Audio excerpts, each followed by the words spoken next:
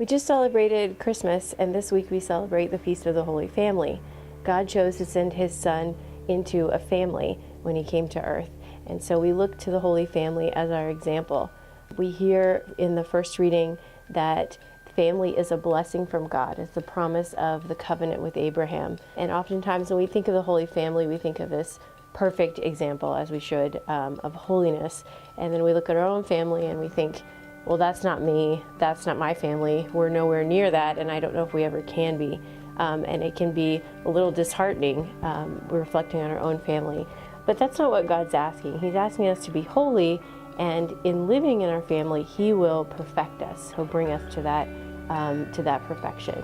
So we hear in St. Paul's letter to the Colossians, put on as God's chosen ones, holy and beloved, heartfelt compassion, kindness, humility, gentleness, and patience, bearing with one another and forgiving one another.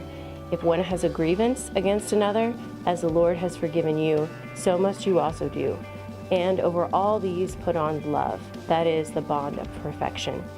It's in living this way that we are perfected, in loving in these relationships that God has given us in our family. Pope Francis tells us holiness is tied to little gestures. So this week, let's work on our little gestures of love and kindness within our family. Those little things go a long way.